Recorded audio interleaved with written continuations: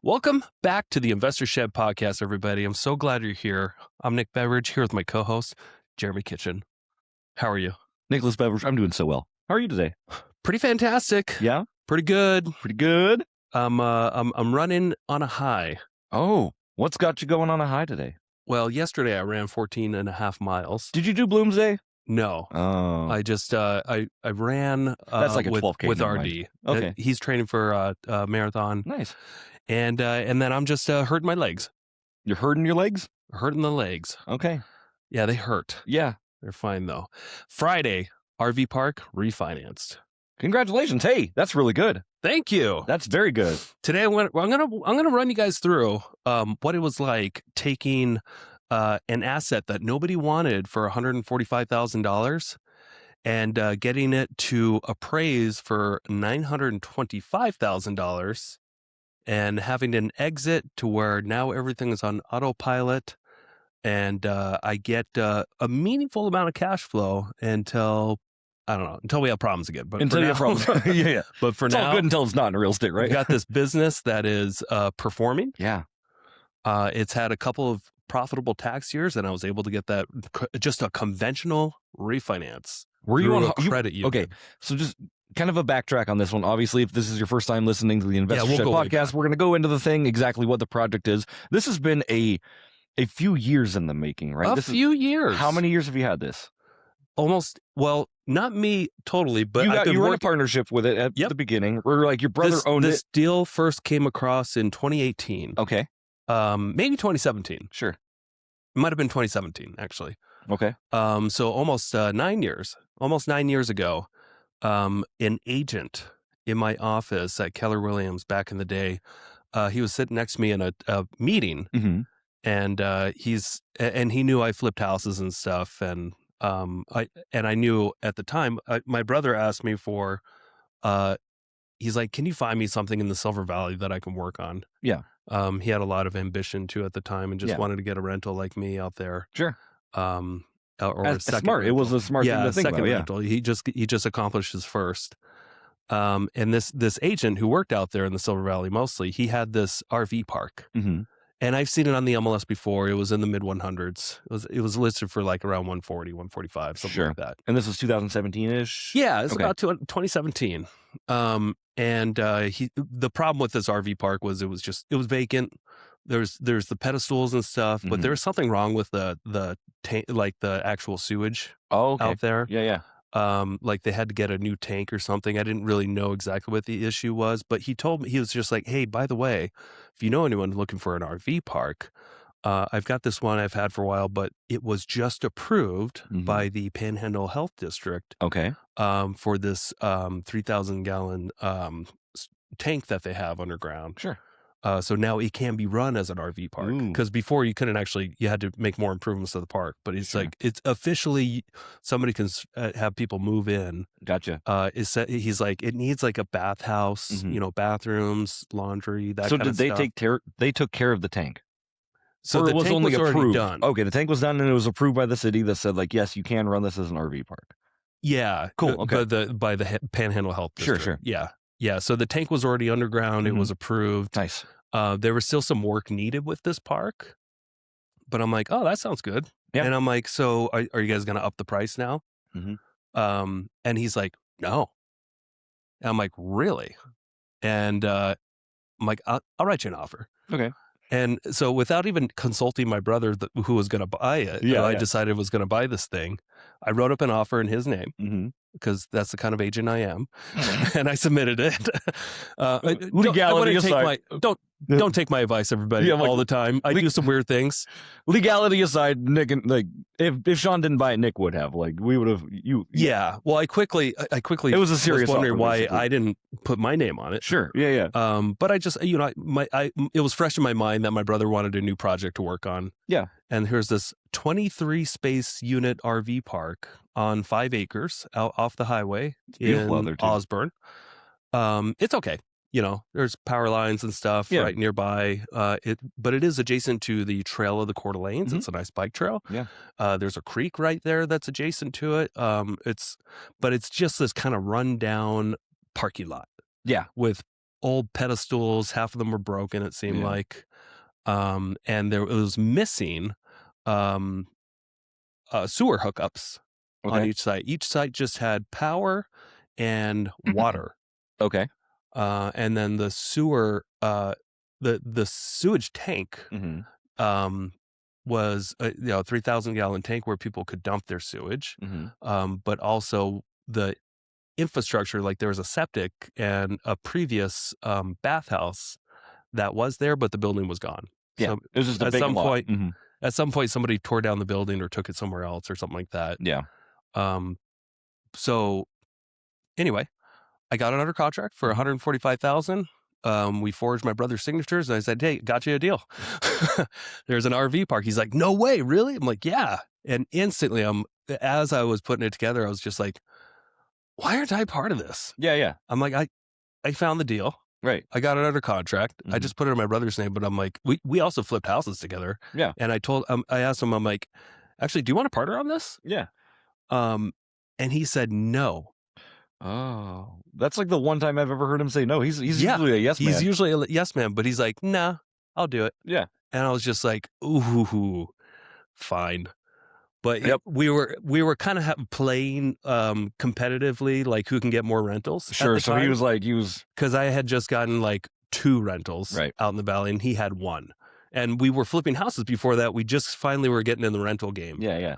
For the most part, buying long-term rentals with the money that we were making off. So you wanted to be equal with you on a number of like X rentals, basically. Well, he would have beat me with 23. I all would of a sudden he would consider that go like from like one. I would consider that one property. Yeah, one but property. Like a lot of potential revenue sources from that property. It's commercial. Yeah. It's and it was a completely different beast. Sure. Now, how much experience did I have with RV parks? How much experience did my brother have with RV parks? You may be asking. Absolutely zero, nothing. Yeah. I've never even owned an RV. Yep. Sean's never owned an RV. We don't know what this world is like. We don't really necessarily know what this world is like. What kind of income could be had with a property like this? We just kind of guessed that it should be a lot. There's 23. There's got to be people that want to use it. And we were just young and ambitious and didn't know what we were doing and just got into it. Yeah. So anyway, he got it with a hard money loan through somebody in Spokane. And it was he with zero money down, he got 100% of it funded with the loan. It's pretty good because they saw the value too. Sure. This hard money lender's like, wow, you got an RV park under contract for $145. Yeah, we'll give you everything you need. And I think the payments ended up being around $2,000 a month. Yeah, or so. It was like 12% interest. Interest only payments. Makes sense, higher interest payment because there's 0 down payment. Like they flex their schedules and did their knobs. Like, this is the risk we're willing to give for this, basically. Yep. Cool. Okay. So for the next, it might have been 2018. I'm sorry. Right, well, either I think this was 2018 18, like, because for the next 2 or so years, from what I heard, because I wasn't really involved too much. Yeah, you weren't part of the project. From right? what I was hearing from Sean is kind of a nightmare. Okay. And he doesn't. He usually exaggerates how great things are. Yeah. But they had a lot. He never did end up building the bathhouse. Okay. Instead, he used that collateral. Like he just had people move into it off Facebook or whatever. And then a lot of people weren't paying. It kind of became a dumping site for homeless people or whatever. Sure. From what I heard, it was just really bad. So your brother was self-managing it then? Self-managing it. And also I think trying to get his long-term property manager to kind of help manage it. But it was a disaster for a couple of years. Yeah. But he was able to convince that hard money lender to give him another second lien with that and pull out another $100,000 to use as play money to work on other projects. Sure. Which didn't work out well with Sean. Anyway, a couple years later, we're hunting, and he's telling me about this RV park and how the loan's matured. He owes about $265. Yeah. And it's probably going to go back to the lenders at this point because he hasn't been able to turn a profit at all. Sure. And Or he said, unless you want to partner with me somehow, try to help me out, try to figure out how now you want my money when it's a problem. I see. Yeah. And so I said, okay, I think I would like to. I'd like to get into this. Again, even though it's a couple of years later. And they already had a second lien on it and everything. Yep. So like the equity, like he went and played with equity somewhere else. Equity's gone. Equity's gone, right. And you still decided like, yeah, this is something that like sounds secure enough to like go into. Well, I was super optimistic. Right. We'll tell the story, but I'm just wondering what your mindset was. My mindset was like, he said no. Still, okay. And now he wants you because he needs you. Right. Which is fine. He's my brother. Yeah. You love him to death. You'll help your family. I get it. Yeah. We go back and forth on needing help with things. Sure. And, but what I saw was, here's an opportunity to get into a 23 unit RV park. Yeah. Still needs a lot of work. He never built out the bathrooms, by the way. Okay. Never built out the bathhouse or laundry or anything. So obviously he's going to have questionable people there. Sure. That, a park needs to have certain amenities, and bathrooms are helpful. Places to shower. It's true. Do your laundry, that kind of stuff. So I was like, okay, I got to raise at least $265,000. Yeah. I didn't have the money in my account. I went out to a friend and asked for some money and said, hey, would you be interested in loaning me on this? Give me a couple of years to figure it out. Yeah.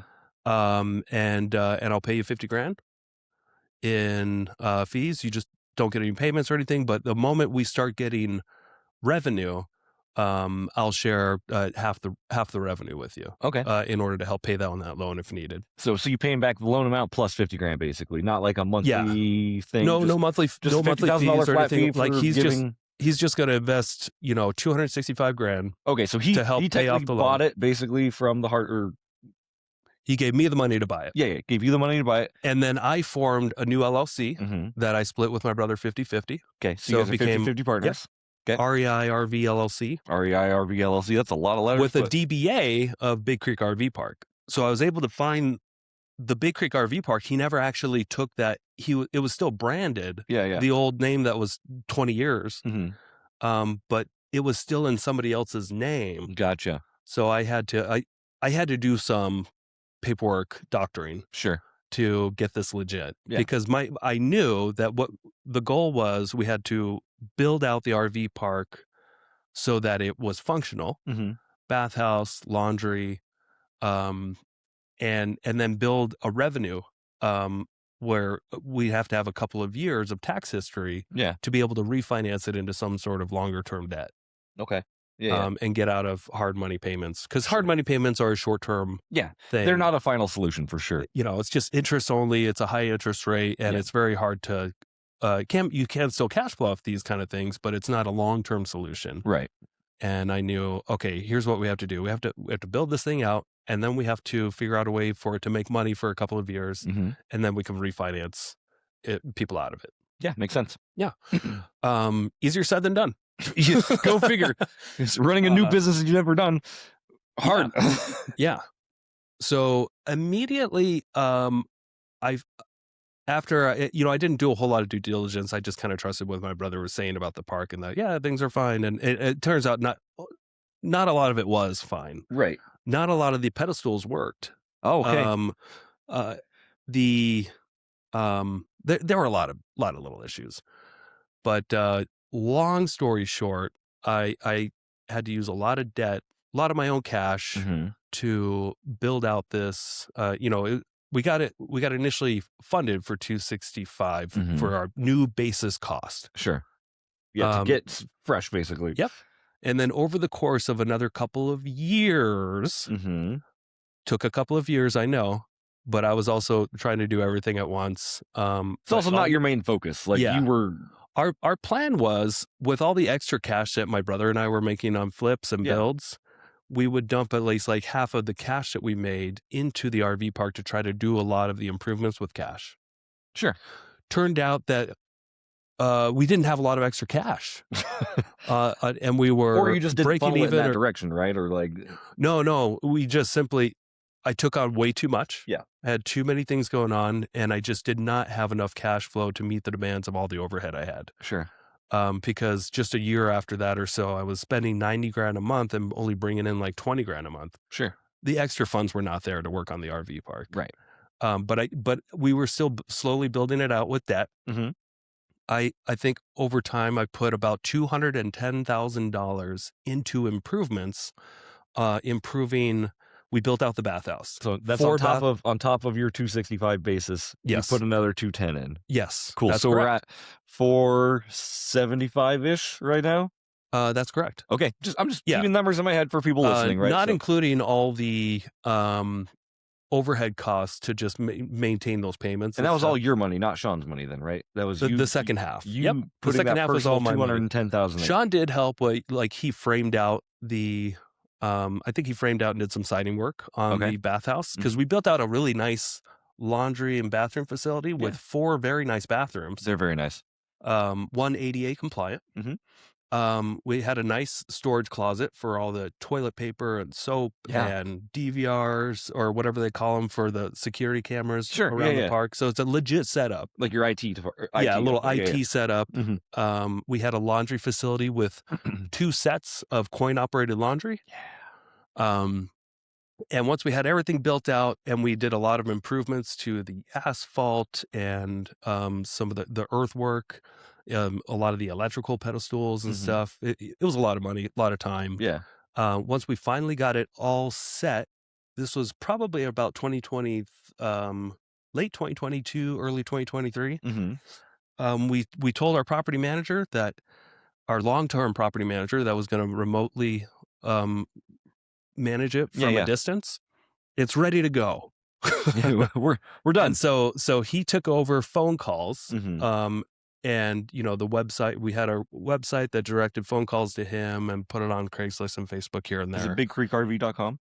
Yeah, bigcreek.us or something like that. Cool. Okay. We'll pull it up later, but I forgot what the website is. Yeah, like that's a good website, but yeah. Yeah. So anyway, we told our property manager it's ready to go. Mm-hmm. Over the next 8 months to a year, complete disaster. Okay. Apparently, it's really hard to manage an RV park from a distance. Interesting. Not having somebody there on site was hard, because the moment he had somebody move in, there were homeless people breaking in the bathrooms and stuff and squatting and causing damage. And it just and it forced that one person just to take off. Well, we don't want to be sucks. Around. Yeah. This is gross. Yeah. Okay. And so we kept having the issues with homeless people and stuff. Yeah. Even though there's not a whole lot of homeless people in that county, but they found that RV park. Right. They found a spot. This is a nice new facility. Thank you. Yeah. So I got a call one day from a man who was moving out of his Osburn house. Mm-hmm. That he's in his 70s, and him and his wife are going to live in their RV. And he asked, could I be your manager and live there, and I will manage everything day to day. Yeah. He left me that voicemail, and I didn't call him back. I was too busy. Yeah. But then somebody on my team said, hey, I spoke to this guy. He wants to be your manager. Yeah. At the Big Creek RV Park. He thinks he can turn around. I'm like, okay, I'll call him. Okay. And I met with him, and I just got a good gut feeling about him. That's the best. Yeah. I just got a good gut feeling that he just seemed like enough of a hard ass, mm-hmm. and this was going to be his new life mission. Okay. Was just managing this park. Yeah. And his wife was going to clean the bathrooms every day, which was very much needed. Yeah, yeah. So I agreed, and we agreed on the contingency of here's what my expectations are of you if you want to live here for free, mm-hmm. and do this. These things need to happen every single day, month, week, whatever it is. Like, here's your requirements. Yep. So I came up. I said let's meet again. Mm-hmm. I'm going to come up with an agreement that you can think over and see if you want to do this. Yeah. And so I put together a 1-page management agreement. Maybe it was 2 pages. Sure. But it essentially just said, you're going to act in the best interest of this park if you're going to live here for free. But you will not make any money until you have at least 40% of this park occupied. Okay. And you'll make up $400 extra a month. Cool. If you can get at least 400. If you can get, and that's between 40 and 60% occupied. If you can get between 60 and 80% mm-hmm. occupied, we'll give you an extra $800 a month. And you're renting them out by the month, right? These are monthly stall rentals? Not at first. Not at first. It was a combination of both short-term and long-term. Sure, so I'll get into that. But first we wanted to put an agreement together with this manager. Yeah. And then if we're at 80% or more occupied, then I'll pay you $1,000 a month. Okay. Those are the 3 tiers. Yeah. Or if you want, you can just simply take no pay, but like I think it was like 10% of the net proceeds or something like that. Yeah. Which would have been about the same. Sure. And I said, those 2 options, circle one. And then, I expect you, he said he had a plow on his side-by-side. Make sure you keep the park plowed when it's snowy. Yeah. And make sure you deal with all tenant conflicts. Yep. Collect rent if needed. Whenever we have, do your new onboard, have people sign leases that I will provide. Yeah. Keep the bathrooms clean, blah, blah, blah, blah. Yeah. Just manage the park, like legitimately manage the park, but at least not just so vague like manage the park, but they were, hey, as long as you do these tasks, we're not going to have any issues. Sure. And these tasks were spelt out. Yeah. So it wasn't too vague. That's good. And it was still all kept on 1 or 2 sheets of paper. Yeah. And they agreed. They circled, let's do the simpler one with the occupancy. Sure. And so they moved into the park, and then I got a hold of somebody else who had an RV park nearby, and he was friendly enough to kind of provide me with what platform he uses to try to get bookings, and stuff, like an Airbnb type of thing. Yeah. Okay. Yeah, it's called ResNexus. Okay, and it was meant for like RV parks and hotel rooms and stuff. Cool. And then this company will work with you one-on-one. They'll assign you somebody to kind of build out your RV park, and like, here's what you should have. You should have a map. Okay, so I went to Fiverr, and I'm like, can you create me a map that looks like this with a legend? So I found somebody on Fiverr to actually build out the park like a healthy looking map that you would see at a campground. Yeah. And then I had to go to each site and make sure, okay, this one had 20 amp and 30, 20 amp and 30, 20 amp. This one has 20 amp, 30 and 50s. 30, and then these are pull through sites, and I had to get everything kind of mapped out exactly what each space provided. Yeah. So that we can have proper bookings online. Yeah, so you can book the right spot, and that makes sense. So that actually took like a month to set up. Yeah. Of like full time, like we're going to get this park online. Yeah. And available to book online like an Airbnb. That makes sense. And then at the same time, I said to my manager, if anybody if somebody just drives by or calls, at first I'm going to get all the phone calls, but eventually I'll give you the phone calls. But for now, I'm going to get all the calls. Okay. So if somebody's inquiring online, they see my number, they call me. Does it go directly to your cell phone number back then? Yep. Okay. Went directly to my cell. Yeah. You can funnel it nowadays to be like, call this number, and then it calls your phone from a number like, oh, this is an RV park lead, right? You can. But I was desperate to get this RV park working because it was already over 2 years in the making, and another 2 years if you consider Sean's effort of, I've got to get this park to make money. Yeah. It's been way too long. It's been years. Yeah. Got to find a way to make money on this. Got to find a way to make money. And I figured out that the way to make money was to stop skipping steps. Yeah. And to just work your ass off. That's and very good advice. Because I was trying to skip steps before, trying to have somebody else remotely manage it, or somebody else, and Sean, the same thing, skipping steps by not having the proper amenities at the park, those kind of things. Like, we want a legit business with real income. You got to be legit too, and put in the legit amount of work that it needs. Yeah. So I buckled down, and I just focused a full month of like 6 hours a day. I was like devoting to this, and making sure that everything that I knew about the park went online. Anything that I didn't know about the park, I went and found out about the park and put online, and built out systems. Nice. And actually followed the step where we started marketing it. Okay. Started blasting it on Facebook. They put up signs around town with like, hey, if you want to move in. So we actually had to do a big marketing campaign too to attract people. Yeah. And then I made the decision that we weren't going to do any background checks. If they can afford to give us the money up front, then they can move in. Okay. And it worked. Okay. And because before, my long-term property manager was doing background checks and credit checks on everybody. Yeah. And was not approving like anybody. Okay. And I just made the decision that this park is going to have some bad apples, sure. Yeah. And Bill will deal with that because he's also a hard ass, but we're not going to that's the step that we're going to skip to get the most amount of people in there. Yeah. Because people that don't have slightly shady backgrounds or bad credit probably aren't going to be living at that park. Sure. So that's the one questionable thing that I've decided that we're going to do. Is that still in play today? Yes. Oh, wow. Okay. And if we ever have issues with people, we kick them out. So we're pretty firm about that. If they don't pay rent, they get an eviction notice. Easy peasy. So the people learn how to behave. Yeah. Hey, quick commercial break here. Thank you so much for listening to this podcast. I really do appreciate it. If you want to give back, let me help you buy a house, or I can help you sell a house. It's the only way I make money when I'm not investing in real estate.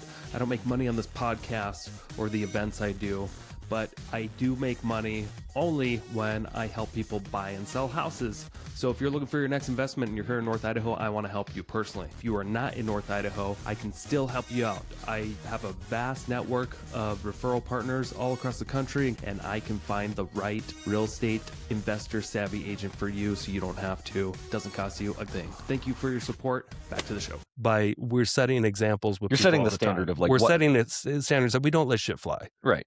Like if you got a bad history, but you come into this park, you change your attitude. Yeah, you fix it up, young man. Because what we're offering too is very affordable living.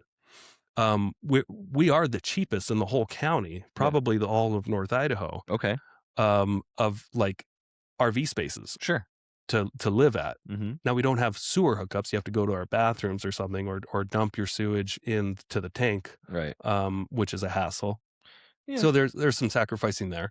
Other parks are similar to that. But we decided that we weren't going to discriminate based off credit or background. As long as they can make the payments? Yeah, and we were just going to judge people by how they behaved in the park. Gotcha. If they were an issue, they're going to call the cops. What's it like? Have you had to evict anybody? Oh, yeah. Okay. What's that like? Do they just say like, move your RV? Well, fortunately, I don't have to deal with it. Yeah. Bill does. Yeah. And we don't have this issue very often. Sure. Maybe we've only had 3 evictions in the last 3 years. Okay.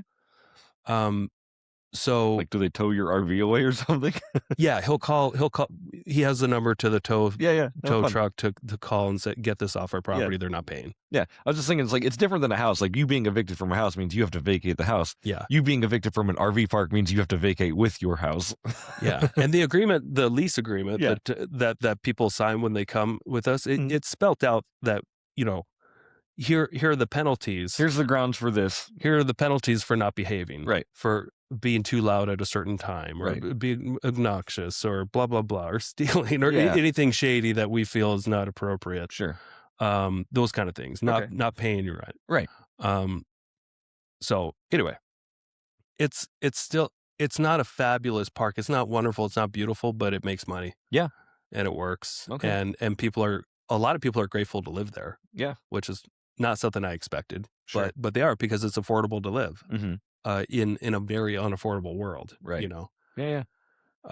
So anyway, I spent a lot of time and money kind of getting it to that point, and it didn't actually start turning a profit monthly until early 2024.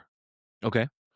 So in 2024, we had our first full year, and the income that it produced, the gross income, was around 75,000. Okay. That's pretty good. Yeah. Not and a lot of it was eaten up with interest payments, but what I knew that when a bank looks at this a couple years from now, which was this year, they are going to, any interest payments, they're not going to consider because it's going to be a new loan. Right. So as long as we can keep all the other expenses down, and try to net a certain amount each month, it's going to be worth a certain amount of money. Sure. Does that make sense? Yeah. No, I get it. You got to just hit your levels, right? Yeah. So at this point, you're getting a little bit of cash flow off it. You're getting some gross revenue. Were you starting to pay back the original 265 yet, or was that still kind of like once we start turning profit? So we just let pretty much everything just sit in the account. Actually, the first year, 2024, I used probably half the cash flow personally. Yeah. Just to help substitute some other things, and I was finally getting out of the bad, my bad financial situation. Yeah. And so for the first half of the year, I had to borrow quite a bit of money, and I kept track of it all. Sure.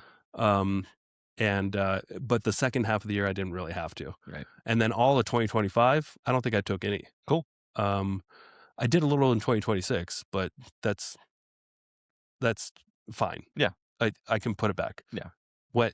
If and when I need to, but we don't need a whole margin tradings with it. All kinds of stuff, but everything. But we don't need this massive. We don't need 40 grand sitting in the account. You're actually not supposed to have a lot of money sitting in the business account like this. Like we had to do owner distributions. Yeah. And fortunately, I can start that 210 that I initially invested. Yeah. I'm getting all that back before Sean gets paid anything. Sure. So I'm hammering away at that first. Okay. And he understands and agrees. Sure. So it could be quite a few years before Sean sees anything. So you guys are still partners on it then, right? We're still partners. Okay, yeah. I offered to buy him out a few years ago, and a couple of years ago, and he said no. Okay. But I did say you're not going to see anything until I get paid all my cash back. And I don't mean to dog on him, but like, what does he contribute to the partnership now? Because it seems like you're running everything. He offers to do things, but he doesn't have to. Sure. Okay. We have somebody on site managing it, and then I do the book. Sean's not a book guy. No, yeah. I don't want him doing your books. Yeah. So I'm just curious, like, does he come do renovations or like what is his role in the partnership other than like bringing the asset back to you, which you could have just put in your name at the beginning? That's a really good question, and the honest answer is just nothing at all. He's an owner. Yeah, that's okay. Okay. He offered me to be a partner. Yeah. And so I'm honoring what we agreed on years ago, which is, okay, I'm going to come in and fix things. Yeah. And we'll be partners. That's the agreement. And there's nothing wrong with that. Like, there's literally nothing wrong with that. Like, Alex Ramosi does the same thing with his businesses. He's like, once you get to a certain point, I'll come in and I'll partner with you, but I'll help you grow and I'll just take part of the revenue. Like, you're doing that. Right. So there is, there's a fine balance between what's greedy and what's fair. Sure. And what's fair to me is what we agreed on. I would agree. And what we agreed on is that I will come and help fix this park up for 50-50. Yep. And that's it. And that's what we agreed on. I tried to ask him if I can buy him out. Sure. Because I knew at this point he doesn't need to do anything. He's just an owner. Yeah. So is he getting a free ticket? I don't know. He offered me. It doesn't matter. Yeah, he offered it to me years ago. Yeah. A 50% stake to help fix the problem. Right. And I'm happy to say that I finally did it. Yeah. But boy, was I off a couple of years. Yeah. That's okay. But it's finally, as of Friday, it's in the bag. Like as far as we in 2025 we had made over, I think, $117,000. That's pretty good. And the only big expense that we had was I installed a playground. Okay. So what I wanted was to make this park feel more like a parking lot, or more than just a parking lot, but also like, since there's a bunch of kids out there, I want them to also have something. So I invested like $6,700 or so. Yeah. Taking out this field of weeds and overgrown area and installing, a play set. Okay. A big, it was like a Costco play set. It wasn't massive. Sure. It wasn't, but it also wasn't like a cheap little home set. Right. That's awesome. Yeah. But it helped with the appraisal value too. Mm-hmm. Yeah, I bet it did. So anyway, 2025 we did better. Okay. And also those coin operated laundry that I bought, they've already paid for themselves. Nice. They were $4,000. Yeah. We've made close to $5,000 so far in quarters. In like 2 years? In a little over 2 years, yeah. That's really good. Okay. Not bad. Yeah. Any asset you can get that pays for itself in 2 years is like pretty decent. Yes. Yeah. Yeah. So I'm happy to say that of course, but like, yeah. Yeah. So it's nice, I don't know how much exactly water and electricity usage. Good thing with water, it's a flat fee out there. Sure. The electricity I do pay for. Yeah. Or the park pays for. Yeah. So there's that. But it's just nice that an amenity that you offer also has an additional little revenue source. Yeah. Where we can justify if these things break down in another year or two. It's not such a hassle having to replace them because they already paid for themselves. Sure. And so it's not like a total revenue source, but it's a how would you say, a sustainable source sure. of revenue to replace when needed. Love it. So I can't count on, $4,000 every other year just to go spend willy-nilly. No. But I could probably now count on $4,000 every other year to replace what's there. Sure.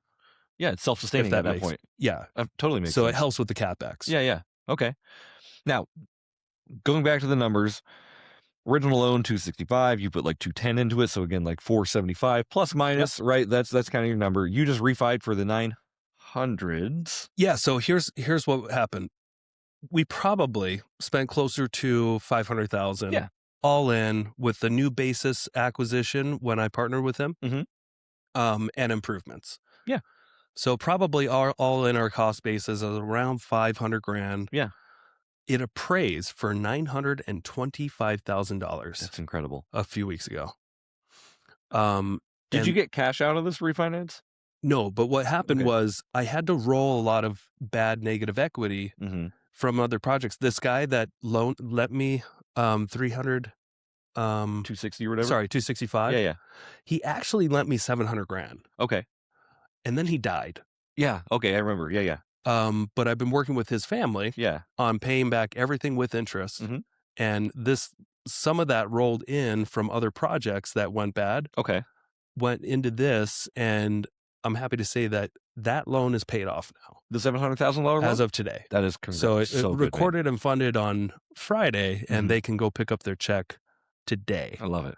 That's so good. And that was 5 years in the making. Yeah.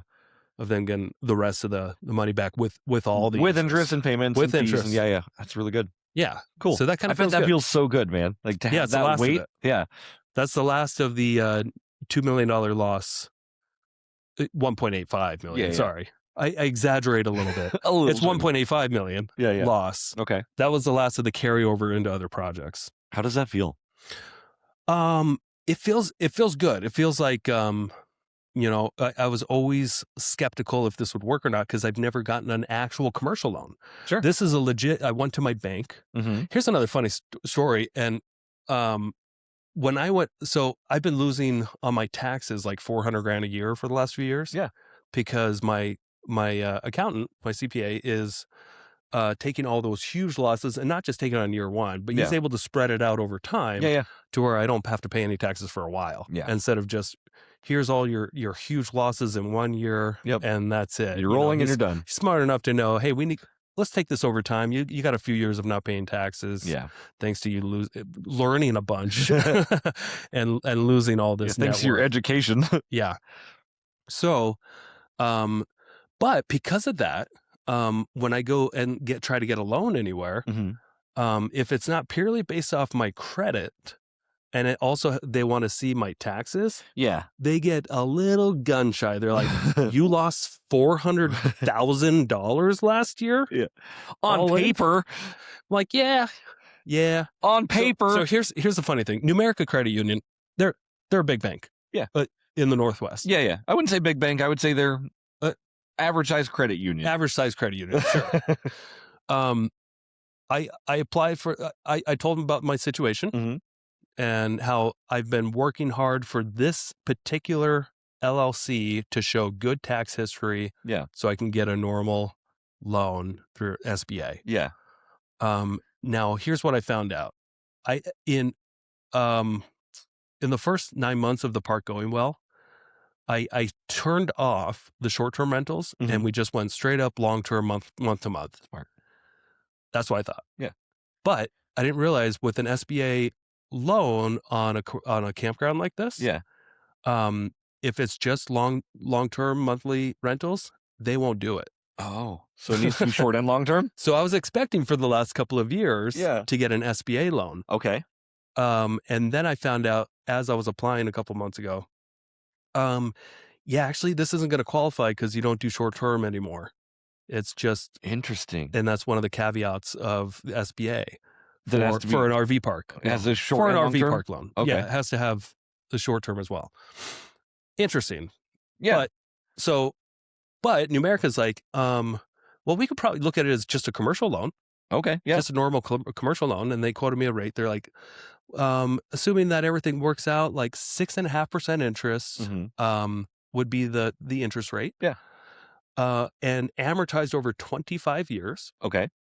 And it would be a 5-year fixed with a 10-year balloon. Okay.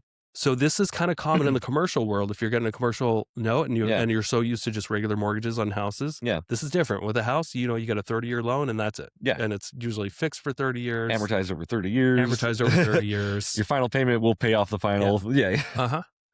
With a commercial loan, now there's a lot of moving pieces to the terms. So again, 25-year amortization means I'm going to be making payments as if I'm paying it off in 25 years. Sure. But in 10 years, the loan balloons, like you've got to refinance it or pay it off within 10 years. Okay. Oh, and in 5 years, that interest rate might change. Right. Might. Probably is what they're saying. It's adjustable after 5 years. Yeah. So very common, but just something to keep in mind. Yeah. But I thought, hey, terms sound pretty good because right now I'm paying, 10% interest. Yeah.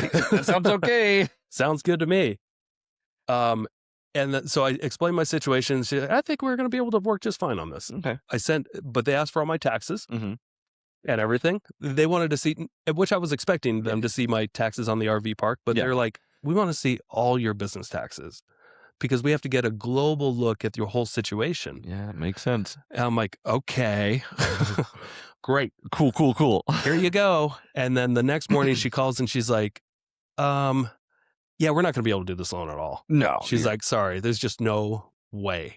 Yeah. She's like, I apologize. With you showing the loss on paper of like the $400,000 or whatever. Yeah. Dude. They're like, they're just not, they're not going to go for it. They're not going for this at all. Sorry. Try someone else or try hard money loan. Which would make sense, right? Like, I mean, they have to do their own due diligence and value these properties and the person behind them as they should. So what would you do in that situation? Well, I mean, what would I do? I definitely wouldn't like stop looking. I would go talk to somebody else. Yeah. You know what I told her? I'm like, why not? Oh, yeah. I said, I'm like, come on. I'm like, you guys know me. I've been banking with you forever. I'm like, isn't it better to have these big losses going what I went through and have great credit showing that in a situation like I've had, I was responsible enough to pay everyone back? Yeah. Like, I wouldn't have good credit if I didn't pay everyone back. I'm just taking the losses over time because of these flips due to this situation. Right. With this, basically partners that embezzled a bunch of money and just caused this big spiral of a bunch of projects to lose money. Yeah. And what did I do? Instead of going bankrupt or walking away from all these loans, everyone got paid. Yeah. I just took all the losses. Me personally, I sold a bunch of properties, sold a bunch of rentals, and all those losses, I'm able to spread out over time with my CPA. Right. Like, are you guys seriously, you don't see that as a good thing? Sure. Not a bad thing? And she's like, when you put it like that, that makes sense. She's like, I'll ask them. I'll get back to you. Okay. She calls me back later that evening. And she's like, yeah, they're good. Wow. They're like, that makes a lot of sense. That like never works, by the way. I know. I was just like, what? Usually like the higher ups, like, I mean, the people below them are just asking are just like, no, like these are our criteria and you don't fit. Just tell them to get screwed, Yeah. But it was funny how, I wasn't I was just kind of like, I wasn't anticipating her to change them. You were just like mind. upset and like, they're commercial. They know what they're doing. Yeah. But it was funny for me just to give a little bit of pushback. Yeah. And like, why aren't you guys thinking about this differently? Yeah. Like, isn't this a good thing? Yeah. That I went through all this? Isn't this show that I've got a little character and that I will take care of the loans because I've been through this massive issue before? Yeah. And she took that back and they're just like, yeah, you're right. Yeah. Okay. She went up to upper management and she's like, he yelled at me. No. I don't think I yelled at her, but I was just like, I don't see why you guys are looking at it that way. Like it. And it was just interesting that, this is not some small little rinky-dink bank. Right. This is a bigger credit union for the Northwest, or like you said, average credit union. Sure. But it was just funny how sometimes people stop too early. Yeah. And you can just be a little relentless and just say, try again. Yeah. And sometimes you get the results you want. That's true. And it worked. That's incredible. Like I said, we did the opposite approach when we got our HELOC, like we were going to go through our mortgage company. They're like, yeah, of course we can. And then they're like, just kidding. And then my personal bank was like, yeah, we'll give you like 20 grand. Yeah. And then I went to my other personal bank. They're like, how about 170? And I'm like, well, that's the number I want. Like, Yeah. like completely different scenarios on completely different banks. But that's super cool. I didn't like, you would never think in a million years that would work. Like, bank have criteria, and you're just like, they're like, well, the customer's always right. I guess we got to just give them the loan. Can you ask again? Okay. Yeah, they're fine. Like, what? Anyway, and it worked out. That's awesome. And then here we are. That was about a month ago. Okay. And we closed. And it appraised. So let's look at the numbers. Yeah. This RV park went from nobody wanting it on the market as $145,000. Yep. Came with some baggage. Yeah, it came with a little bit of issues. All in $500,000 of other people's money, some of my money, whatever. Yeah. At a price for $925,000. They gave us a loan for $630,000. Okay. And it was almost just enough to pay for all the fees, the appraisals, and everything, and pay off both loans that I had against it. Cool.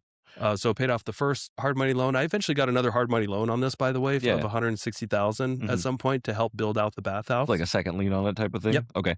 Well, it's actually a first lien. Okay. Because the first guy never put a lien on it. Oh, okay. It was just, here's the crypto. Oh, yeah. and then pay me back whenever with 50,000. Yeah, with 50,000. Okay, was kind of the deal. Cool.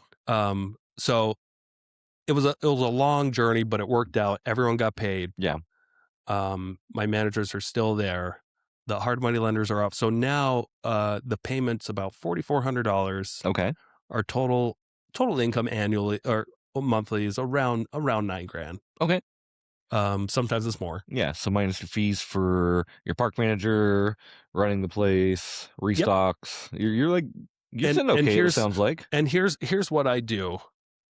And I'm not exaggerating. For the last 18 months, I will drop by them or they'll come by when they go to Costco. Now they have a card and they know what to get at Costco with the toilet paper and paper towels and floor cleaner and stuff. Yeah. Do they have your Costco card?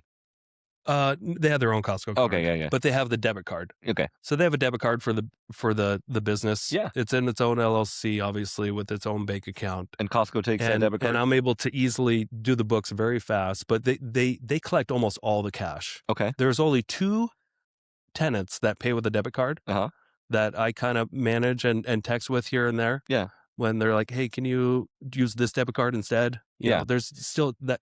I honestly probably put about an hour and a half worth of work into this every month. And most of that is counting money. Yeah. I have all this cash in envelopes, and I just update my ResNexus portfolio or program, even though it no longer, I'm not booking people online, but I still like it for organizing all the money. Yeah. And it still gives all the reports and occupancy reports and everything. So if you got an RV park out there, ResNexus is pretty cool. Yeah. Easy to use. It's very affordable. It's so like you're no longer booking people online? Like people, that doesn't happen anymore? No, but it's still, I keep track of everything online. Sure. And I can run their payments online. But my property managers deal with all the incoming people. Okay. I gave them the phones. I transferred the phone number. Yeah. So now any and all calls go to them. For the last year and a half, I've been putting, like I said, about an hour to an hour and a half worth of work into this every month. Okay. And it makes more than any of my other rentals. What is your current occupancy rate? It's steadily around 90%. Okay, great. Yeah. Interesting. Yep. Yeah. Once we hit 90%, or over 80%, sorry, we've never been below 80%. So and over time, after the first year, I also bumped all the rents by $45. Yeah. Which helped a lot. Yep. You know, it brought in an extra few $100s a month, an extra few $1,000s a year. We'll probably bump the rents again next year, maybe. Yeah. If it's needed. Yeah. But it's still very affordable. Good. And when I did bump the rents, I also bumped the property manager's salary. I gave them an extra 10% too. Nice. Which was $1,100. So now they make $1,100 a month. Very good. Assuming that we have over 80%. Sure. I find that fascinating that you don't do online bookings and you're at 80-90% occupancy. Well, it's because people just live there month to month. Sure. Yeah. And we only have maybe maybe once a month or so, somebody falls off and somebody comes back on. Yeah, yeah. And maybe somebody's late. And then we charge late fees. Yeah. Our late fees are a big part of our income. But like even like with what I'm thinking, and you don't have to use this, of course, but like if you have an online booking system, people will book online. It doesn't have to be all of them, of course, but like, or you can get a wait list or a queue going up. Like, hey, I let them handle it all. Okay, well that's fine. Yep. I just know like with my website and my business, like people find my website that I've never talked to. Yeah. And they go book through it, and I'm like, whatever that is working. Yeah. Never worked with you, never talked to you in my life, but you somehow found me and found your way into my website and booked a shoot. Yep. Anyway. So if by chance if the park went down to like 50% occupancy for whatever reason, we'd probably have to start marketing again and trying to book online and that kind of stuff. But it's already kind of a hot commodity in general, and I just let them deal with it. Love it. And I think it's mostly word of mouth. Yeah. For people to live out there. Do you have security cameras and stuff out there? I do. Cool. Okay. Yep. And I added another one over time. Nice. And it all runs through Starlink. Do you have any vending machines out there? No, I've always considered it. Yeah. But I just don't know if I want the hassle to make an extra $40 a month or Sure. whatever. They're like, I'm thinking of like there's like two different ways you can do it. Like a vending machine. I see all these things on my Instagram that's like start a vending machine business. But there's also the things in the airport, like just walk in, bring your credit card, beep your credit card on the way out for whatever supplies you take, and make it just like chips and non-perishables, or ibuprofen. You know what I mean? Just like little things like that, where you can put a 30% markup on some of this stuff. And I don't know. It's a good idea. You don't have to think about that, but that's on my mind. Yeah. Like having things where they don't have to leave. In the little laundry center or something like that, to have a vending machine, because we have a video camera in there. If anyone tried to disturb it, we can. Right. For now, it's just a simple park. And I have considered that. I just don't know. Maybe one day we'll have a vending machine. I don't know. Like I said, I like the but then the airport stuff where you just go in and you just like, like it's got the little kiosk and there's nobody manning it. Whatever you take though, it just like beeps your card as you leave. And great. Automatic. And then you can like have that all automatically, like when you need to restock, it'll tell you and stuff. Seems to be pretty automatic. Yeah, if I can find an affordable soda machine or something, I think start small. Sure. A soda machine or something like that. That might be useful. I just don't know. Okay. Don't know if it's worth investing a couple thousand to a few thousand in a machine to spit out, I don't know how much these make. I should look into it, I guess, instead of just... Well, if your occupancy is 80 to 90%, and these are why I'm asking these questions, like you've got people there. Yeah, there's probably... And people don't want to leave to go get things. Yes. Yeah, there's probably 25 people at least. Or, sorry, not 25 people. There's 23 probably spots, yeah. There's probably 40 people or so that live out there on that parking lot. Yeah. And even like some little candy and stuff for the kids, or juice boxes or something for the kids. Like parents would pay that, but I don't know, man. Maybe. Yeah. Don't think about it too hard. This is me just like wonder what else you could do to make this thing like really cool. All right. That's cool, man. I'm really proud of you. I'm proud of like we're running in just a minute, but I I believe you with the vending machine. It would be fun, and I just think about like, is it going to be worth the long-term maintenance of that thing? Right. And that's where I get questioned. Like, is it worth keeping up on that, or should we just focus on the park? Sure. But I was just like, because I love having the ability to not have to go out there ever. Sure.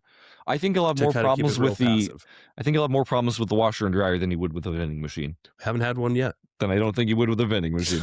Yeah.